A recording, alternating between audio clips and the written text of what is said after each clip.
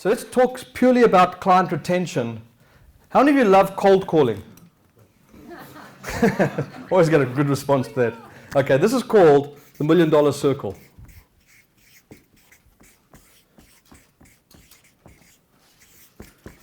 This is called the $1 million circle.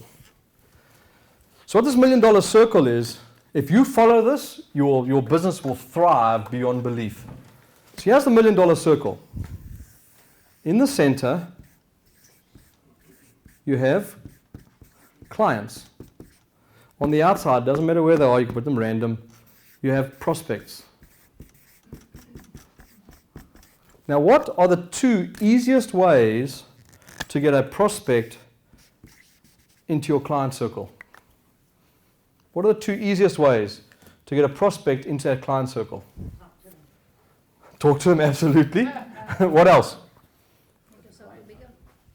Make the circle bigger. I don't know why I always get that same question. The only way you can make it bigger is by putting more clients into it. So you can't make the circle bigger until we get them in. Or make them an ambassador of your business. Build relationships with them. Build relationships. So with these guys, absolutely. But here's the two key ways. Number one, someone said build relationships is part of it, but it's more so with these guys, because when these guys are super happy, they will go out and bring these guys in for you, called referrals. That's number one, easiest way to get them into a circle. What's the second one, do you think? Easiest way to get them into your circle?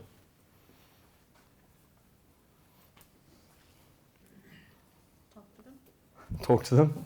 I'll give you the second one. Outrageous offer. I'm going to talk about outrageous offers a little bit later, just before we leave at the end of the evening, because outrageous offers are critical. As you have to structure them very specifically, because you can make an outrageous offer to one person, and the next thing you don't structure it correctly, you don't tell them it's only an outrageous offer for them, and what do? Bring all their friends and family, you want the same offer. Now you hoop, because now you got no profit. Okay, so outrageous offers are really important. When I first started out in this business, it was really cool. Their logo is now inside my brochure, it's not on the back anymore. When I first started out, we started out getting Sun Life was one of our big contracts. And when we first started with Sun Life, we gave them an outrageous offer to get their business. Because I knew once we got them, we'd get all the other bigger clients. You need one big fish to get all the big fish, because it gives you credibility. It's really, really important. We train that at Sales Warrior about getting credibility. So it's really important to get that one big client on board, but we gave them a very specific instruction. This was to one office of Sun Life. We said, we'll give you an offer that will only be valid for your office. If you tell any of your other offices, you'll pay what they're going to pay. They might have told them, but they never, ever came back to us and said, the other offices never came to us and said, we wanted the same price as the office we dealt with first. It was really cool. And still to this day, we honor that agreement with them. We still honor that one office and give them the best deal, and the other offices pay full price. That's outrageous offers. You just got to get one on board, but be careful of them, though. You don't want to do too many of them. So I'm going to come back to that in a second about outrageous offers again. So the most important thing, though, is you want to get people into your circle, but as much as this is called the $1 million circle, it's called the leaky bucket as well. Why? Because you have clients falling out all the time, and you don't even know it. I'll give you a statistic. It's an amazing statistic. 48% of businesses lose 48% of their clients every 5 years, and they don't even know they've lost them. That's wild. Why? Because 5 years later, you've got a whole bunch of new clients that you're really excited to be working with, and the other ones you haven't followed up with, you've done no homework on, you haven't gone back to your database, what have you. How many of you have a big database of clients, let's say 100 people or more? Great. How many of you have followed up with every single one of those people in the last 3 months? Great. But not via mass email. That's not follow-up. Actual contact with them. People go, wow, that's so much work. Here's my question to you. Would you rather be doing all this work, running around, meeting people? Do I have to meet somebody? I don't even know them, and I judge them, and I'd rather phone the people that are sitting here waiting to be phoned. These are your warm, hot leads. And here's the thing, why don't people go back and phone past clients? Lazy. What else? Fear of rejection. Fear. But here's the thing. The sad part about it is they're telling, those people that you don't phone are telling people about your business anyway, and it might not be favorable. So wouldn't you rather hear it, learn something from it, and rectify it? So if you want to leave here this evening, one of the key things you can do when you walk out of here this evening is decide, I'm going to go back and phone my database. I want to go phone all my past clients. And some people say to me, so Colin, what do you say to somebody you haven't been in touch with for 6 months or a year? Hey, it's been 6 months or a year. How are you doing? You know what? I'm a big believer in just be honest. You know what? It's Colin. You've been in my database for a while. I was going through it, and hells, man, I screwed up. I haven't been in contact with you for a while. I sincerely apologize. Yeah, do not say, so is there anything I can do for you? That's a sales pitch. How's the family? That next question should be, so how's the family? How's your business going? Blah, blah, blah. Personal stuff. If they don't ask, the worst thing you can say on an old follow-up call, is there anything I can do for you? Because that's a solicitation. You don't say that. If they don't ask for anything, you just say, great, thanks, it was great speaking with you. I'll catch up with you sometime in the future. It's not, I promise you one thing, it's not going to be as long as this last time. Put the phone down. It'll just get that person thinking. If you're honest with people, you get results. It's those BSs out there that make up stories, and then you catch them out. And once one person catches you out, if they're viral, they will tell a ton of people. Because remember one thing, this circle, one of the key things in this circle is keeping your clients happy. These clients here are people that already used your product or service. You might say they've used it once and only need to buy from you once. Don't they know other people that could use your product or service? Absolutely. So sorry, what you're saying is when you are phoning those people to see how your service was, or You don't even ask. no, you're just Follow up. saying, You're not taking any how your service was. They'll tell you. There's a reason why they didn't come back. You don't phone and say, well, you can phone and say, hi, it's Colin. I'm phoning from Make Your Mark. I was going through our database. I saw your name in our database. I sincerely apologize. We haven't followed up with you for a while. How's it going? How's it going in your business? How's it going with the family? They'll tell you immediately. You know what? I don't want to talk to you. I'm not interested in talking to you. Great. May I ask why? Well, you didn't follow up. You didn't do this. You didn't do that. I'm not interested in doing business with a company like yours. Thanks. Put the phone on you. Great. What did I learn from that call? What do most businesses do? Oh my God, they don't like me. And you get yourself into that state. No, take the advice from them. They've given you something to think about. Maybe I should do more effective follow-up. Does that make sense? Really, really important. Do not ask. How was our? I haven't followed up with you for 6 months. How did you enjoy our service? You sucked. You're phoning me 6 months later. Doesn't make sense. You do not ask how you're, because if you're phoning now and you haven't done good follow-up, they will let you know. And then you will get off the phone and go, wow. So just follow up, be personable, and do not ask, is there anything I can do for you? Worst thing on an old lead. Worst thing. They will say to you, you know what? I'm glad you called. There's something you can do for me. Great. What can I do for you? No, it's fine. But until they ask, do not solicit. Worst thing you can do on an old follow-up call. Okay. So your goal is just to terminate this. Yes, you do have leaks from your circle. People move out of your geographical area. People pass on. Things happen. Life does happen. But the key thing is, until you look after these, why go looking for more of these? How many of you know that you could do a better job looking after the clients you have?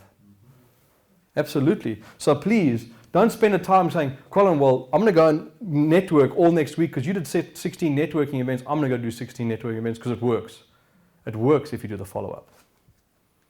If you do the follow-up. My philosophy is when you do the follow-up. So, looking after these clients here is critical. I mean, I went out to an event recently. I spoke at an event. I got a bunch of people that gave me cards, what have you.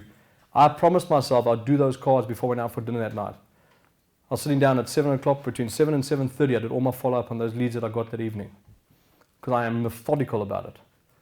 My dinner can wait for half an hour until I get that job done because I know the results I want in my business. Most people, you know what, this got half an hour earlier and I'll just do it tomorrow. Tomorrow's too late for some people because the early bird gets the worm. Got to be careful. There's a good comedian out there that says the second mouse gets the cheese. Be careful. So it's really important to look after the clients you have, because if you don't look after the clients you have, you're going to put these ones into your circle and do the same thing to them. Until you look after these like gold. So the reason why I said, how many of you like cold calling? Because all you need is 5 great clients and look after them like gold and let them bring in other clients for you. Look after them like gold and bring in other clients for you. That's how simple it is. People go, but Colin, it's not that simple. It is that simple. It's all about relationship. And in fact, to make your mark, we don't even call it cold calling, because cold calling sounds like you're dead before you phone them. To make your mark, we call it action calling, because that's what it is. You're taking action. Really, really good thing to do. How many of you know what a viral marketer is? What's a viral marketer? Jim? Somebody who pushes out an ad, and it goes to different people, and it's a good ad, and everybody, one person likes it, another person likes it, and it just goes out like a virus, like a computer virus. Like a computer virus, but so let's say, which is good, viral marketer per se is, I'll give you an example of a really good viral marketer. Let's say that works on a tech side, which is cool, exactly. But when you do it as a person, how many of you have people that you know, if you told them something, they would tell everybody? Those people, how many of you say, I don't want to tell people stuff because if I tell them, they're going to tell everybody? Those people you abuse in the marketing world. Why not? So you have to find yourselves. I'm going to give you a tip for tonight. Walk out of here, when you go home this evening or back to your office, whatever it might be for you, look for 5 viral marketers. In marketing, we also call them sneezers. They sneeze and everyone else gets sick. Because that's what they do. They're so infectious with, like, I'm a viral marketer. If I love your product or service, I tell tons of people. That's just who I am. I'm a viral marketer. I love spreading the word about great products and services of the ones I've used. Love spreading the word about products and services. And number one, because our students, when you came in, you would have seen, and this is something that's unique to our business, on your chair were business cards. These are our business cards. You can see I'm a wine fan because they're designed to be the size of a coaster. That's why. And they're waterproof. But that's not the true reason why they were designed. And they're stain proof. But the key thing is, on the back of each of our cards, we're just about to hit our 40th testimonial on the back of a card. When someone says to me, Colin, do you know somebody who can do this? I go, let me go through and see because these are all our students. We don't charge them anything to be on the back of our cards. These are people who have been through our courses that rave about what we do. They give us a great testimonial, and it has to be honest and truthful. We get the testimonial from them, we put it on, we get their photograph on the back. Someone says to me, like for Matt, do you know someone who does amazing massage or chiropractic or whatever? I say, here's Matt's card, go see him. Someone says to me, I want a bookkeeper, go see Melody, here's her card. That's what we do for our clients. That's really cool when you can give back to your own customers. Because if they win, I win. That's what business is all about. Hence our company tagline, business with soul, not just a business making money. Okay, so the number one thing to do to find tonight is 5 viral marketers. 5 viral marketers. Those viral marketers, what do you want to do with them? Gift them your product or service. So some people say, well, I do mortgages. Like, how can I gift them a mortgage? No, you can do, like, Rob's at the back. I know Rob does mortgages. So you can do mortgages. You can do their mortgage for them, but maybe give them half your commission back. And say, you know what, that's what I want to do for you. I'll do something outrageous for you because you're one of those people who will tell everyone how great my service was. And all I expect you to do is not mention what I did for you. Okay? But I'm going to give you an outrageous deal. You do that for somebody, they will never stop marketing your product or service. But it has to be outrageous. That makes sense, Rob? Something a little bit different. There's always a way around the rules of the industry. Remember, we're entrepreneurs. We beg for forgiveness. We don't ask for permission. I didn't tell you that. Shouldn't say it on camera. Edit that out on the camera. But it really is truthful. I see so many entrepreneurs like, well, I need to get permission to do that. And I need to get permission to do this. The city says I cannot do that. Well, find a way around what the city's rules are and do something different. You cannot use a board that stands, sandwich board on the sidewalk. Hang it from the roof. I don't know. Do something different.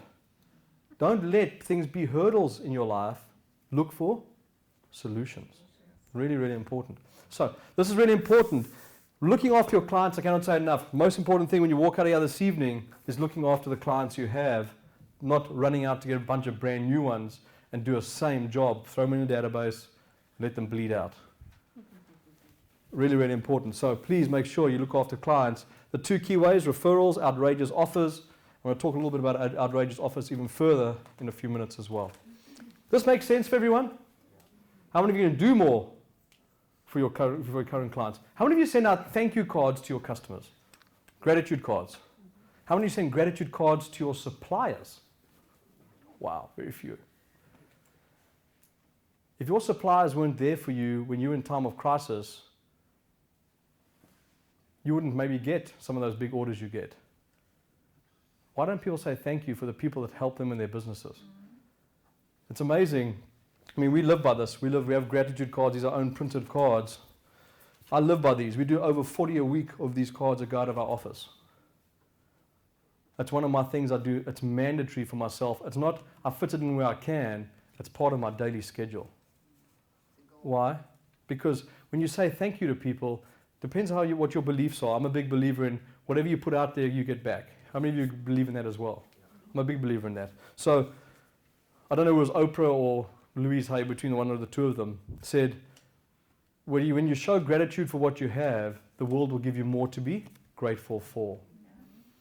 So if you're not grateful for your clients, remember, you don't wear the clothes that you're sitting in this room if your clients hadn't maybe paid you for a job you did for them. You didn't get you in the car you got you unless they made a payment so you can make your payment or buy your car or whatever it was. Your clients are gold to you. Look after them like gold.